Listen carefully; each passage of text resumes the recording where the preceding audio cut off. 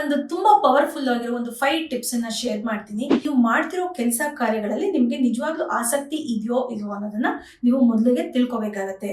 Follow 5 minute rule ಅಂದ್ರೆ 5 ನಿಮಿಷದ rule ಅನ್ನ ನೀವು ಪಾಲಿಸ್ಬೇಕು. ಇದು ಹೇಗೆ ಅಂತಂದ್ರೆ, ನಮಸ್ತೆ. ಎಷ್ಟೊಂದ್ ಸಲ ನಾವು ಜೀವನದಲ್ಲಿ ಒಂದಿಷ್ಟು ಕೆಲಸಗಳು ಮಾಡ್ಬೇಕು ಅಂತ ಪ್ಲಾನ್ ಮಾಡಿರ್ತೀವಿ. ಆದ್ರೆ ಆ ಟೈಮ್ ಬಂದ ತಕ್ಷಣ ಅದನ್ನ ಮುಂದೂಡ್ಬಿಡ್ತೀವಿ. ಉದಾಹರಣೆಗೆ, ಮುಂದಿನ ವಾರದಿಂದ ನಾನು ಜಿಮ್ ಜಾಯ್ನ್ ಆಗಬೇಕು, ಯಾವುದೋ ಒಂದು ಫ್ರೆಂಡನ್ನ ಮೀಟ್ ಮಾಡಬೇಕು, 6 ತಿಂಗಳಿಂದ ಪ್ಲಾನ್ ಮಾಡ್ತಾ ಇದೀನಿ, ಆಗ್ತಾ ಇಲ್ಲ.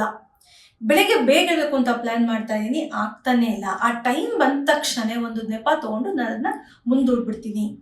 ಸೊ ಇಂಥ ಒಂದು ಸ್ವಭಾವಕ್ಕೆ ನಾವೇನ್ ಕರಿತೀವಿ ಅಂತಂದ್ರೆ ವಿಳಂಬ ಪ್ರವೃತ್ತಿ. ಅಂದ್ರೆ ಅದನ್ನ ವಿಳಂಬ ಮಾಡೋದು, ಡಿಲೇ ಮಾಡೋದು, ಮುಂದೆ ಹಾಕೋದು. ಆಮೇಲೆ ಮಾಡ್ತೀನಿ, ನಾಳೆ ಮಾಡ್ತೀನಿ, ಮುಂದಿನ ವಾರ ಮಾಡ್ತೀನಿ ಅಂತ ಹೇಳಿ ಅದನ್ನ ಮುಂದೆ ಹಾಕ್ಬಿಡೋದು. ಇಂಗ್ಲಿಷ್ ಅಲ್ಲಿ ಇದಕ್ಕೆ ಪ್ರೊಕ್ರಾಸ್ಟಿನೇಷನ್ ಅಂತ ಕರೀತಾರೆ. ಸೊ ಇಂಥ ಒಂದು ಸ್ವಭಾವವನ್ನ ನಾವ್ ಏನಕ್ಕೆ ಬೆಳೆಸ್ಕೊಂಡಿರ್ತೀವಿ, ಯಾಕೆ ಆ ನೆಪ ತಗೊಂಡು ಆ ಒಂದು ಕೆಲಸನ ನಾವು ಮುಂದೂಡ್ತೀವಿ, ಇದರಿಂದ ಹೊರಗೆ ಬರೋದಾದ್ರೂ ಹೇಗೆ ಅಂತ ನಿಮ್ಗೆ ಏನಾದ್ರು ಕಾಡ್ತಿದ್ರೆ, ಇವತ್ತು ಈ ಒಂದು ಸಂಚಿಕೆಯಲ್ಲಿ ಇದ್ರ ಬಗ್ಗೆ ನಾನು ನಿಮ್ಗೆ ತಿಳಿಸ್ಕೊಡ್ತೀನಿ. ಒಂದು ತುಂಬಾ ಪವರ್ಫುಲ್ ಆಗಿರೋ ಒಂದು 5 ಟಿಪ್ಸ್ ಅನ್ನ ಶೇರ್ ಮಾಡ್ತೀನಿ. ಈ ಟಿಪ್ಸ್ ಅನ್ನ ನೀವು ಫಾಲೋ ಮಾಡಿದ್ರೆ ಖಂಡಿತವಾಗ್ಲೂ ನಿಮಗೇನಾದ್ರು ಆ ಮುಂದೂಡುವ ಒಂದು ಸ್ವಭಾವ ಇದ್ರೆ ಖಂಡಿತ ಅದರಿಂದ ಹೊರಗೆ ಬರ್ಬಹುದು. ಇವತ್ತು ಮಂಡೇ, ಸೊ ಇವತ್ತಿಂದನೇ ನೀವು ಫಾಲೋ ಮಾಡಿ ಆ ಒಂದು ಮುಂದೂಡುವ ಪ್ರವೃತ್ತಿಯಿಂದ ಹೊರಗೆ ಬರೋದಕ್ಕೆ ಪ್ರಯತ್ನ ಪಡಿ. ಫುಲ್ ವಿಡಿಯೋನ ನೋಡಿ, ಇಷ್ಟ ಆದಲ್ಲಿ ಲೈಕ್ ಮಾಡಿ, ಶೇರ್ ಮಾಡಿ ಹಾಗೂ ಸಬ್ಸ್ಕ್ರೈಬ್ ಮಾಡೋದನ್ನ ಮರಿಬೇಡಿ. ಮೊದಲನೇ ಟಿಪ್ ಏನಪ್ಪಾ ಅಂತಂದ್ರೆ, ನೀವು ಮಾಡ್ತಿರೋ ಕೆಲಸ ಕಾರ್ಯಗಳಲ್ಲಿ ನಿಮ್ಗೆ ನಿಜವಾಗ್ಲೂ ಆಸಕ್ತಿ ಇದೆಯೋ ಇಲ್ವೋ ಅನ್ನೋದನ್ನ ನೀವು ಮೊದಲಿಗೆ ತಿಳ್ಕೊಬೇಕಾಗತ್ತೆ. ಯಾಕೆಂತಂದ್ರೆ ಆಸಕ್ತಿ ಇಲ್ಲ ಅಂತಂದ್ರೆ ನಿಜವಾಗ್ಲೂ ಅಲ್ಲಿ ಪ್ರಾರಂಭ ಮಾಡೋದಕ್ಕೆ ಕಷ್ಟ ಆಗುತ್ತೆ. ಉದಾಹರಣೆಗೆ, ಮಕ್ಕಳಿಗೆ ಓದೋದ್ರಲ್ಲಿ ಆಸಕ್ತಿ ಇದ್ರೆ ಯಾರು ಬಲವಂತ ಮಾಡ್ಬೇಕಾ ಅವ್ರನ್ನ? ಇಲ್ಲ ಅಲ್ವಾ, ಅವರಾಗೆ ಹೋಗಿ ಓದ್ತಾ ಕೂತ್ಕೊಳ್ತಾರೆ, ಅವ್ರಿಗೊಂದು ಒಳ್ಳೆ ರಿಸಲ್ಟ್ಸ್ ಬರುತ್ತೆ. ಆದ್ರೆ ಮಕ್ಕಳಿಗೆ ಆಸಕ್ತಿನೇ ಇಲ್ಲ ಓದೋದ್ರಲ್ಲಿ ಅಂತಂದ್ರೆ ಪೇರೆಂಟ್ಸು ಒತ್ತಾಯವಾಗಿ ಅವರನ್ನ ಓದಿಸ್ಬೇಕಾಗತ್ತೆ ಅಲ್ವಾ. ರಿಸಲ್ಟ್ ಒಂದು ಆವ್ರೇಜ್ ಬರುತ್ತೆ. ಹೀಗೇನೆ ದೊಡ್ಡವ್ರಿಗೂ ಕೂಡ ಅವರ ಮಾಡೋ ಒಂದು ಕೆಲಸ ಕಾರ್ಯಗಳಲ್ಲಿ ಆಸಕ್ತಿ ಇಲ್ಲ ಅಂತಂದ್ರೆ ಅದನ್ನ ಪ್ರಾರಂಭ ಮಾಡೋದಕ್ಕೆ ಕಷ್ಟ ಆಗುತ್ತೆ. ಆ ಟೈಮ್ ಬಂದಾಗ ಅದನ್ನ ಮುಂದೂಡ್ಬಿಡುವಂಥದ್ದು. ಸೊ ಈ ಕಾರಣಕ್ಕೆ ಮೊದಲು ಆಸಕ್ತಿಯನ್ನ ಬೆಳೆಸ್ಕೋಬೇಕು. ಫಾರ್ ಎಕ್ಸಾಂಪಲ್, ಇವಾಗ ದೊಡ್ಡವರು ಒಂದು ಜಿಮ್ ಹೋಗ್ಬೇಕು ಅಂತ ಪ್ಲಾನ್ ಮಾಡಿರ್ತಾರೆ, ಆದ್ರೆ ಹೋಗಕ್ಕಾಗ್ತಿರೋದಿಲ್ಲ, ಅದನ್ನ ಮುಂದೂಡ್ತಿರ್ತಾರೆ. ಸೊ ಅಂತ ಟೈಮಲ್ಲಿ ಯಾಕೆ ನನಗೆ ಈ ತರ ಮುಂದೂಡ್ತಾ ಇದೀನಿ ಅಂತ ಯೋಚನೆ ಮಾಡ್ಬೇಕು. ನಿಮ್ಗೇನಾದ್ರೂ ನಂಗೆ ನಿಜವಾಗ್ಲೂ ಆಸಕ್ತಿ ಇಲ್ಲ ಜಿಮ್ ಹೋಗೋಕೆ ಅಂತ ಗೊತ್ತಾದ್ರೆ, ಯಾಕೆ ಅಂತಂದ್ರೆ ನಾನು ಮುಂಚಿಂದನೂ ಯಾವುದೇ ಒಂದು ಎಕ್ಸರ್ಸೈಸ್ ಮಾಡಿಲ್ಲ, ಒಂದು ವಾಕಿಂಗ್ ಸಹಿತ ಹೋಗಿಲ್ಲ, ಇವಾಗ ಜಿಮ್ಗೆ ಹೋಗ್ಬೇಕು ಅಂದ್ರೆ ನನಗೆ ಆಸಕ್ತಿ ಬರ್ತಾ ಇಲ್ಲ, ಅಲ್ಲಿ ಏನೋ ಒಂದು ಡಿಸ್ಕಂಫರ್ಟು, ಒಂದು ಭಯ ಕಾಡ್ತಾ ಇದೆ ಅಂತ ಅಂದಾಗ ಫಸ್ಟ್ ಅಲ್ಲಿ ಆಸಕ್ತಿನ ಬೆಳೆಸ್ಕೊಳ್ಳೋದಕ್ಕೆ ಪ್ರಯತ್ನ ಪಡಿ. ಹೌದು, ನಾನು ಇಷ್ಟು ದಿವಸ ಯಾವುದೇ ಒಂದು ಎಕ್ಸರ್ಸೈಸು ಮಾಡಿಲ್ಲ, ಆದ್ರೆ ಇವಾಗ ಒಂದು ಅನಿವಾರ್ಯತೆಗೆ ನಾನು ಜಿಮ್ ಹೋಗ್ಬೇಕಾಗಿರೋ ಒಂದು ಪರಿಸ್ಥಿತಿ ಬಂದಿದೆ. So let me start. ಅಲ್ಲಿ ಹೇಗೆ ಜಿಮ್ ಮಾಡ್ತಾರೆ, ಅಲ್ಲಿ ವಾತಾವರಣ ಹೇಗಿರುತ್ತೆ, ಆ ಜಿಮ್ ಮಾಡಿದ್ರೆ ನನ್ನಲ್ಲಿ ಏನೇನು ಬದಲಾವಣೆ ಆಗುತ್ತೆ ಅನ್ನೋದನ್ನ ನೋಡೋಣ. ಈ ಒಂದು ಆಸಕ್ತಿಯನ್ನ ನೀವು ಬೆಳೆಸ್ಕೋಬೇಕು. ಆಗೇನಾಗತ್ತೆ, ಆಯ್ತು, ಮನಸ್ಸು ಒಂಥರ ಒಪ್ಕೊಳ್ಳುತ್ತೆ, ಸರಿ ಇವತ್ತು ಹೋಗೋಣ, ಟ್ರೈ ಮಾಡೋಣ, ಹೇಗಿರುತ್ತೆ ಅಂತ ನೋಡೋಣ ಅನ್ನೋ ಒಂದು ಕ್ಯೂರಿಯಾಸಿಟಿ ಮನಸ್ಸಿಗೂ ಬಂದಾಗ ಏನಾಗುತ್ತೆ, ಅಲ್ಲಿ ನೀವು ಒಂದು ಪ್ರಾರಂಭ ಮಾಡೋ ಒಂದು ಸಾಧ್ಯತೆ ಇರುತ್ತೆ. ಇನ್ನು ಎರಡನೇ ಟಿಪ್ ಏನಪ್ಪಾ ಅಂತಂದ್ರೆ, ಸೊ ನಿಮ್ಗೆ ಆಸಕ್ತಿ ಇದೆಯೋ ಇಲ್ವೋ ಅಂತ ಗೊತ್ತಾಯ್ತು, ಆಸಕ್ತಿ ಬೆಳೆಸ್ಕೊಳ್ತೀರಾ. ಇದಾದ ನಂತರ ನೀವೇನ್ ಮಾಡ್ಬೇಕು ಅಂತಂದ್ರೆ, ಅಲ್ಲಿ ಅನಿವಾರ್ಯತೆಗೆ ನೀವು ಮಾಡ್ಲೇಬೇಕು ಅನ್ನೋ ಒಂದು ಪರಿಸ್ಥಿತಿ ಬಂದ್ರೆ ಫಾಲೋ 5 ಮಿನಿಟ್ ರೂಲ್ ಅಂದ್ರೆ 5 ನಿಮಿಷದ ರೂಲ್ನ ನೀವು ಪಾಲಿಸ್ಬೇಕು. ಇದು ಹೇಗೆ ಅಂತಂದ್ರೆ, ಇವಾಗ ದಿನ ಬೆಳಗ್ಗೆ ನಾನು 6 ಗಂಟೆಗೆ ಹೇಳ್ಬೇಕು ಅಂತ ಅನ್ಕೊಂಡಿದ್ದೀನಿ, ನಾನು ಹೇಳೋದು 8 ಗಂಟೆ. ಇವಾಗ ನೀವೇನ್ ಮಾಡ್ಬೇಕು ಅಂತಂದ್ರೆ, 8 ಗಂಟೆಗೆ ಹೇಳೋರು 7:55ಕ್ಕೆ ಹೇಳ್ಬೇಕು, ಒಂದು 5 ನಿಮಿಷ ಮುಂಚೆ. ಆಗ ಏನಾಗುತ್ತೆ ಅಂದ್ರೆ, ನಿಮ್ ಮನಸ್ಸಿಗೆ ತುಂಬಾನೇ ಕಷ್ಟ ಆಗಲ್ಲ ಈ ಒಂದು ಬದಲಾಗಿರೋ ಒಂದು ಟೈಮ್ಗೆ ಹೊಂದ್ಕೊಳ್ಳೋಕೆ. ಜಸ್ಟ್ 5 ಮಿನಿಟ್ಸ್ ಅಲ್ವಾ ಅಂತ ಹೇಳಿ ಅದು ಒಪ್ಕೊಂಡ್ಬಿಡುತ್ತೆ ಈಸಿಯಾಗಿ.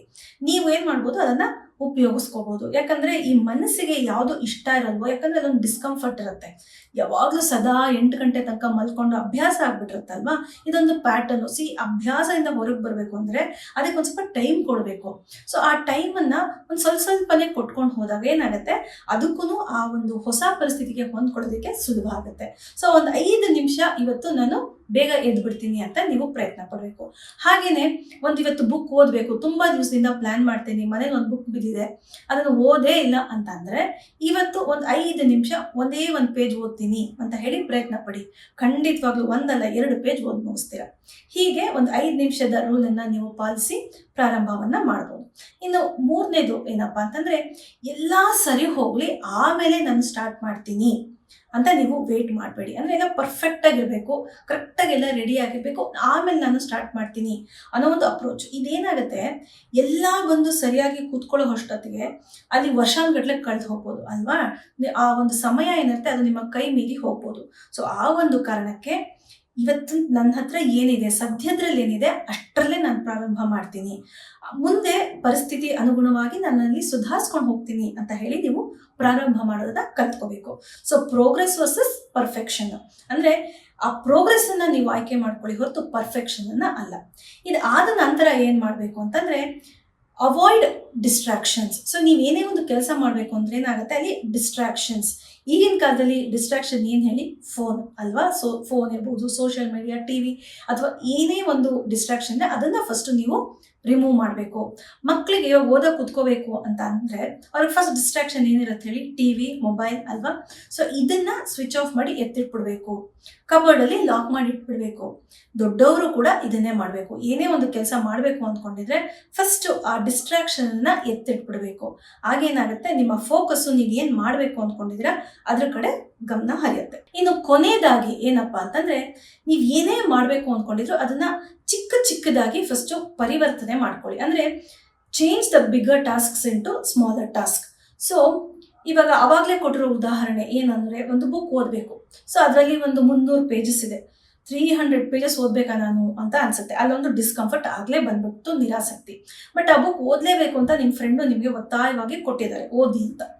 ಸೊ ಆ ಫ್ರೆಂಡ್ಗೋಸ್ಕರ ಓದಬೇಕು ಅಂತ ನಿಮಗೆ ಒಂದು ಅನಿವಾರ್ಯತೆ ಇದೆ. ಜೊತೆಗೆ ಆ ಫ್ರೆಂಡ್ ಹೇಳಿದ್ದಾರೆ ಇದು ಓದೋದ್ರಿಂದ ನಿಮ್ಗೆ ತುಂಬ ಉಪಯೋಗ ಆಗುತ್ತೆ, ಓದು ಅಂತ. ಸೊ ಆ ಒಂದು ಕಾರಣನೂ ಇದೆ. ಸೊ ಅವಾಗ ಏನು ಮಾಡಬೇಕು, ನೀನು ಇವತ್ತು 1 ಪೇಜ್ ಓದ್ತೀನಿ, ಏನಿದೆ ನೋಡೋಣ 1 ಪೇಜಲ್ಲಿ ಅನ್ನೋ ಒಂದು ಕ್ಯೂರಿಯಾಸಿಟಿ ಬೆಳೆಸ್ಕೋಬೇಕು. ಹಾಗೆ 300 ಪೇಜ್ ಓದೋ ಬದಲು 1 ಪೇಜ್ ಓದ್ತೀನಿ ಅಂದರೆ ನಿಮ್ಮ ಮನಸ್ಸಿಗೆ ಒಂದು ಸ್ವಲ್ಪ ಸಮಾಧಾನನೂ ಆಗುತ್ತೆ. ಸೊ ಹೀಗೆ ದೊಡ್ಡ ಕೆಲಸಗಳನ್ನ ಚಿಕ್ಕದಾಗಿ ಮಾಡೋದನ್ನ ನೀವು ಕಲ್ತ್ಕೊಂಡಾಗ ಈ ಮುಂದೂಡೋ ಒಂದು ಸ್ವಭಾವದಿಂದ ನೀವು ಹೊರಗೆ ಬರ್ಬೋದು. ಸೊ ಈ ಒಂದು 5 ಟಿಪ್ಸ್ಗಳನ್ನ ನೀವು ಫಾಲೋ ಮಾಡಿದ್ರೆ ಖಂಡಿತವಾಗ್ಲೂ ಈ ಪ್ರೊಕ್ರಾಸ್ಟಿನೇಷನ್ ಇಂದ ನೀವು ಹೊರಗೆ ಬರೋಕ್ಕೆ ಸಾಧ್ಯ ಆಗುತ್ತೆ. ಸೊ ಈ ಮುಂದೂಡೋ ಸ್ವಭಾವದಿಂದ ನೀವು ಹೊರಗೆ ಬರಬೇಕು ಅಂತಂದ್ರೆ ಸೋಮಾರಿತನದಿಂದ ಹೊರಗೆ ಬರಬೇಕು ಅಥವಾ ಆ ಒಂದು ಸೆಲ್ಫ್ ಮೋಟಿವೇಶನ್ನ ಬೆಳೆಸ್ಕೋಬೇಕು ಅನ್ನೋದ್ರ ಜೊತೆಗೆ ಈ ಒಂದು ಸಣ್ಣ ಹೆಜ್ಜೆ, ಒಂದು ಸ್ಮಾಲ್ ಸ್ಟೆಪ್ಪನ್ನು ತಗೊಳ್ಳೋದಕ್ಕೆ ಮರಿಬೇಡಿ.